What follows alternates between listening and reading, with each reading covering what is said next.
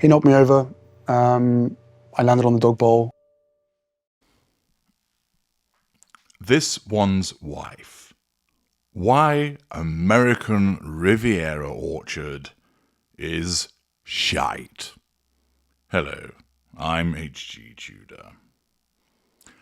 This One's Wife is powered by delusion. As a mid-range narcissist, her narcissism causes her to believe that she's immensely popular, that she is beautiful, that she is talented, that many people admire her, that all the men want to knock her hip out, all the women wish that they could be like her. Her narcissism tells her that whatever she does brilliantly, and any evidence to the contrary is simply edited out. If something doesn't work, it's not because it wasn't really good or because she's not talented. It was because it wasn't launched properly. It wasn't given the support that it deserved. It wasn't edited in the way that it should have been. It wasn't launched at the correct time. All of those things would be placed upon somebody else to say, it's your fault that this has not succeeded. I'm the amazing This One's Wife. I am brilliant and talented. Therefore, anything that I do must succeed. And if it doesn't, that's not down to me. It's down to something else. Somebody has not done what they ought to have done. Somebody didn't promote it properly. The haters have caused it to be derailed. Nothing is ever This One's Wife's fault.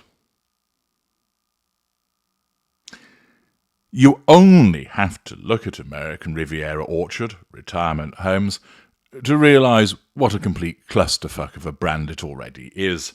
It's getting oodles of publicity, absolutely. But that publicity isn't translating into anything for two reasons.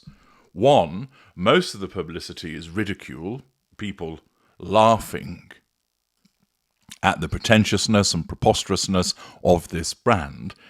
And secondly, even if you were minded to purchase something, you can't, because there's nothing for sale.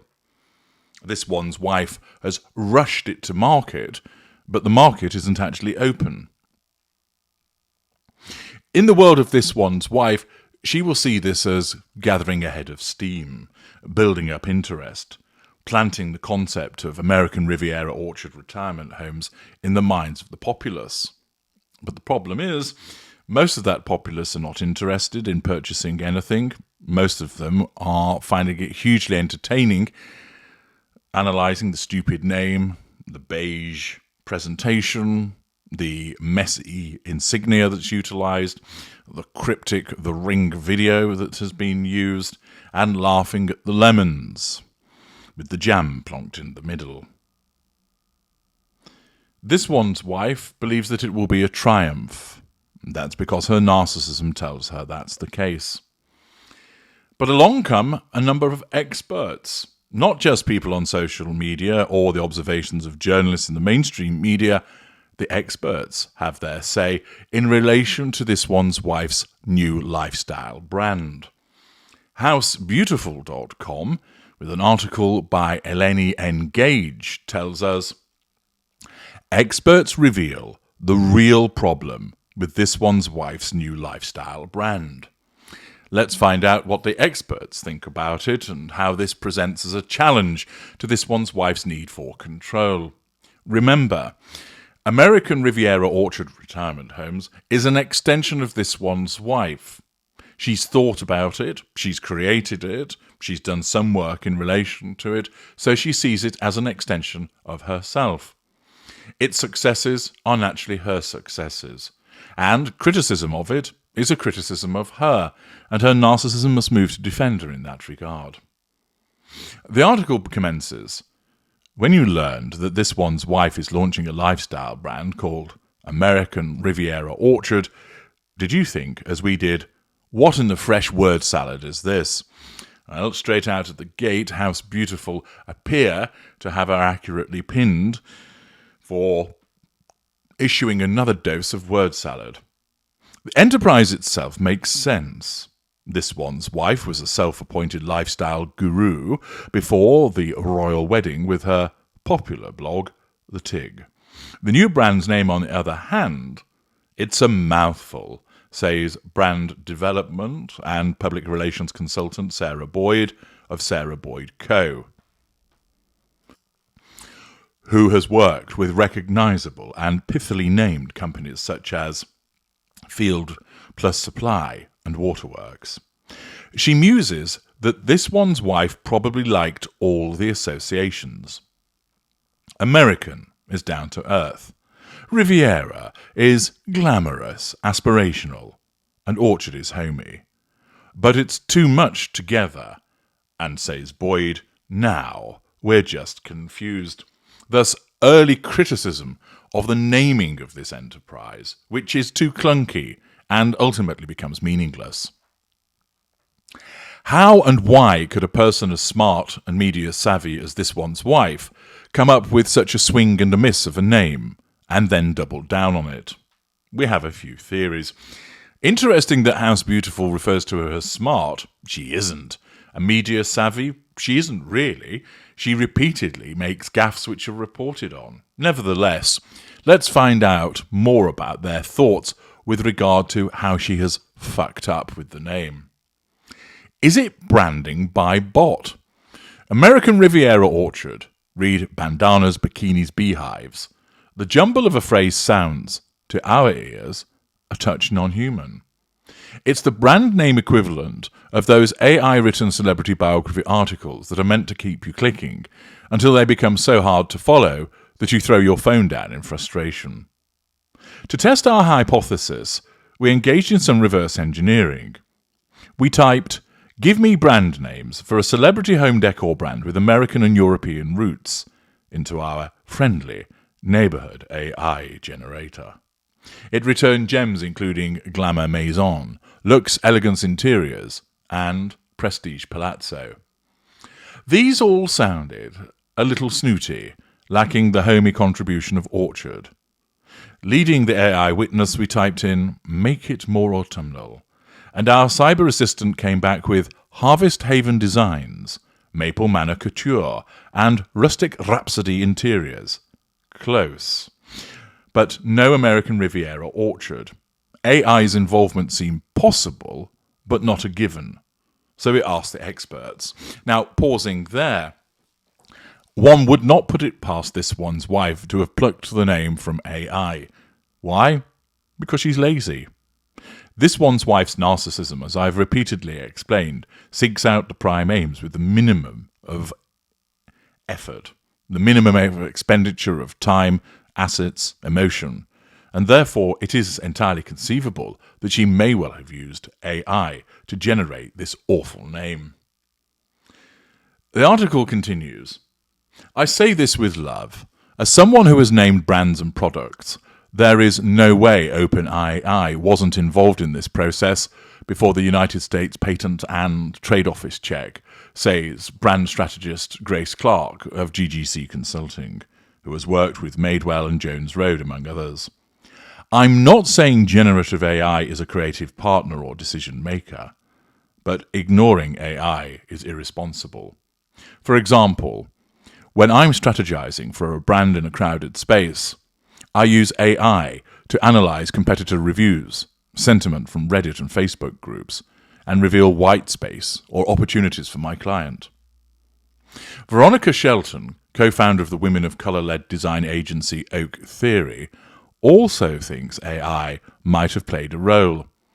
It's totally possible that AI like ChatGPT could have thrown this name into the mix. AI tools are getting pretty slick at whipping up creative content, including cool brand names, by sifting through heaps of language, data and trends, she says. But whether AI had a hand in this particular name would depend on if the team behind it decided to tap into that tech.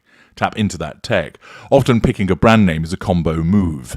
AI might spark some ideas, but it's the human touch that really nails the vibe and vision of the brand. Boyd agrees that AI may have been involved in an inspiration brainstorm session they leaned in on a little bit. but she insists that the final decision had to have been made by the living, breathing creatives, arguing that this one's wife is too smart. No, she's not. And she has too many people working with her to rely on AI for a brand name. This, of course, shows us somewhat the misunderstanding of how a narcissist might work. Being lazy, this one's wife could well use AI to generate the name, and as a consequence of her sense of entitlement and her lack of accountability in listening to others who are more experienced and more expert than her, bullishly pushes it through, saying American Riviera Orchard is perfect. Clearly, this one's wife put a great deal of thinking into the monikers of prior business endeavours. The TIG was inspired by an aha moment she had while sipping a glass of Tianello wine. And the Sussex's non-profit Archwell Foundation not only comes from an ancient Greek work meaning a source of action, but is also a nod to the couple's firstborn, Archie. We can't help but wonder if their daughter Lilibet will grow up to feel left out, that she didn't inspire a more meaningful alternative to American Riviera Orchard. But her name may be too associated with the late Queen to belong to a brand. That said, we can't wait for her to become a teenage influencer and start a YouTube channel called Lily's Bets, where she showcases her favourite items. But we digress. House Beautiful then asks, is it the Riviera that's the problem? Right under the triple-barreled name American Riviera Orchard, the word Monty Shitshow is printed. It's referring to the oceanfront billionaires' playground where celebrities, including the Sussexes, Oprah and Ellen DeGeneres, live in pastoralish mansions, complete with the ultimate status symbol, a chicken coop. See? American, glamorous, homey. A quick Google search reveals that the town, along with the rest of Santa Barbara County, is referred to by some people somewhere as the American Riviera. It's just that no one's quite sure who those people are. I did ask somebody who goes to Monty Shitshow a lot, have you ever referred to it as a Riviera? Boyd reports, and she's like, 100% no. That's just not done. An Italian word meaning coastline, Riviera is often most associated with the south of France seashore, popularised by literary royals, including the Fitzgeralds and the Hemingways during the Jazz Age. But the term has been claimed by an oceanfront spot looking to upgrade its image. There's a Bulgarian Riviera along the Black Sea, a Bengali Riviera along the coast of Bangladesh, and the inappropriately named Redneck Riviera stretching from Pensacola to Panama City Beach, Florida. The word has become so overused it's lost a bit of its meaning, and in the case of Monty Shitshow, it may never have had much in the first place.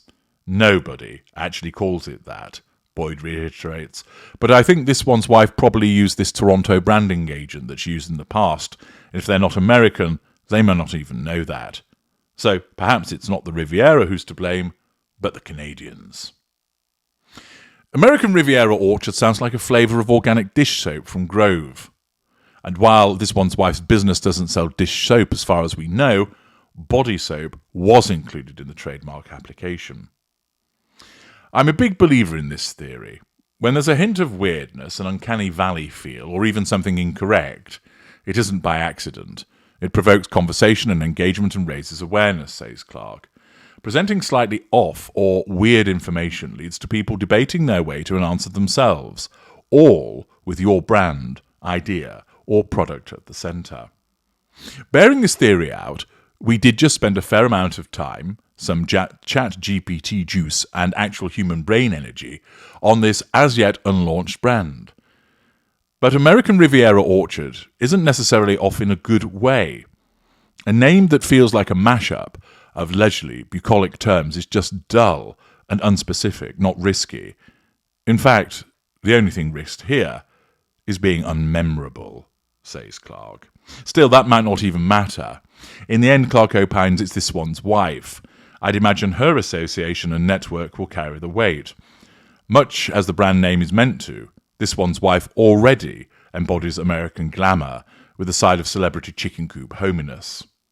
Shelton agrees that coming to the name with this one's wife in mind makes one view it in a different way.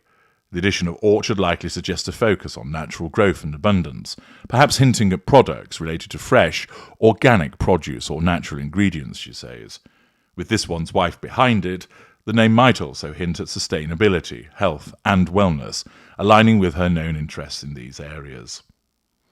As for Boyd, she has some free advice for the Duchess of the American Riviera. If I had any kind of microphone to this one's wife, I would say, go with the orchard. It's so much more simple and declarative. Thus, those are the thoughts of some PR experts, which on the whole are not particularly complimentary about the brand name that this one's wife has chosen. They discuss the real problem, but actually they fail to hit upon the real problem. The real problem is this: it's associated with this one's wife, a toxic individual who has a hardcore element of support, but the rest of the world is either disinterested or can't stand her.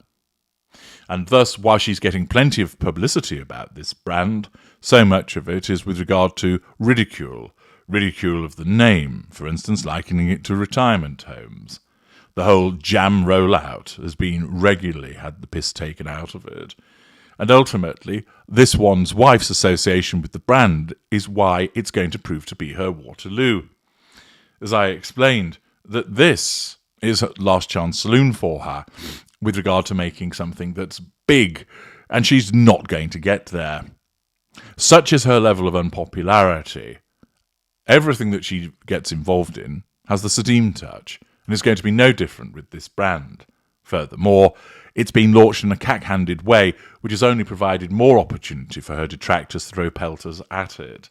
And in a crowded marketplace with an unpopular and toxic individual with a poor launch, it really has been crippled before it can get anywhere. I'm H.G. Tudor. Thank you for listening.